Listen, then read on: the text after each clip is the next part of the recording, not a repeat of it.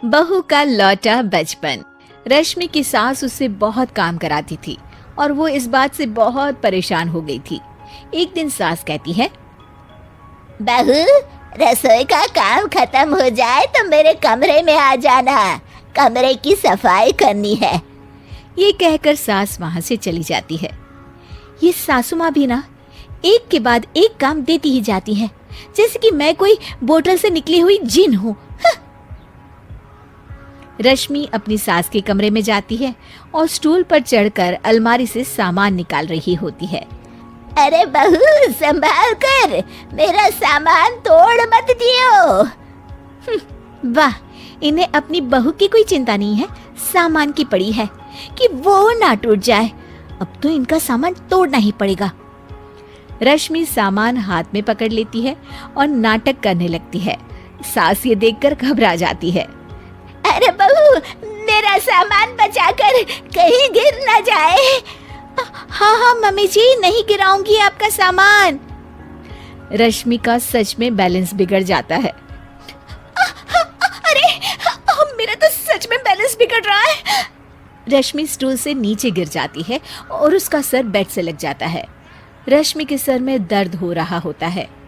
वो बेहोश नहीं हुई होती है, लेकिन वो आंखें मूंद कर पड़ी रहती है।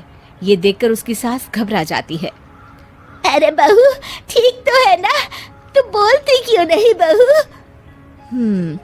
ये अच्छा मौका है, बेहोशी का नाटक कर लेती हूँ, काम से तो बच जाऊंगी। सास रश्मि को बेड पर लेटा देती है और अपने बेटे सूरज और डॉक्टर को फोन करती है। वे दोनों कुछ ही देर में घर आ जाते हैं। सर पर चोट आने की वजह से ये बेहोश हो गई है। मैं कुछ दवाइयाँ लिख कर देता हूँ, ये मंगा लीजिएगा। उफ, वो ठीक हो जाऊंगी तो फिर से काम करना पड़ेगा। क्या करूं? अरे हाँ, ऐसी तरकीब निकाली है जिससे काम भी नहीं करना पड़ेगा और मेरी प्यारी सासू माँ को भी सबक सिखाने का मौका मिल जाएगा। डॉक्टर चले जाते हैं और रश्मि होश में आती है। तब वो बच्ची बनकर याददाश्त खोने का नाटक करने लगती है।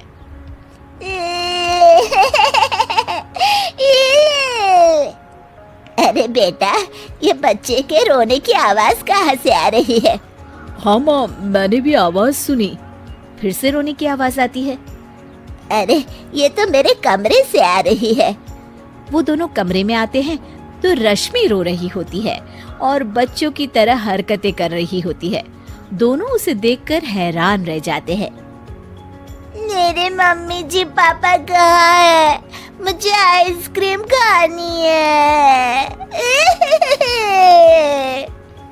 अरे सूरज, ये तो बच्चों की तरह बर्ताव कर रही है। हाँ माँ, लगता है चोट लगने से इसके दिमाग पर असर हुआ है। आप लोग कौन है? मुझे मम्मी के पास जाना है। अंकल अंकल, मुझे मम्मी के पास जाना है। अंकल?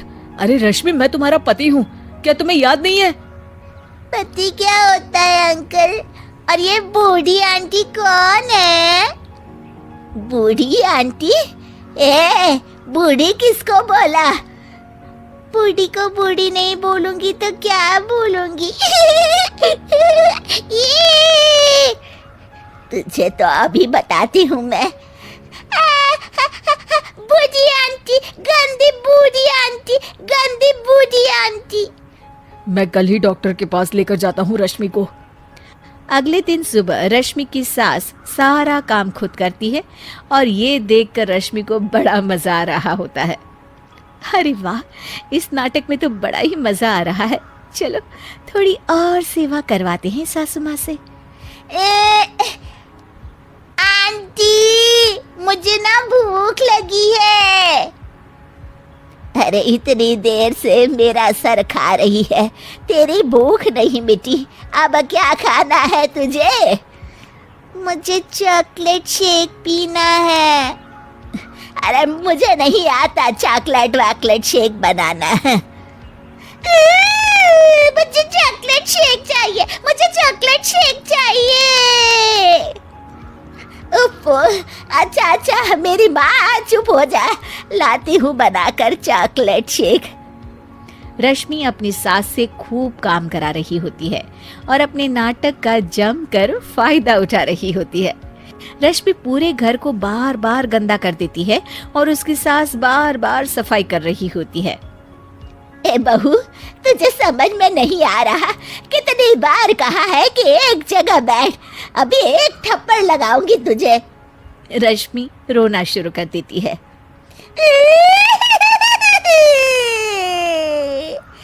अरे अच्छा बाबा, माफ कर दे, मत रो। तुझे जो करना है कर, पर रो मत मेरी माँ।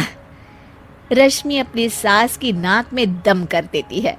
कुछ देर बाद सूरज फिर से डॉक्टर को लेकर आते हैं और डॉक्टर पूरी तरह रश्मि की जांच करता है।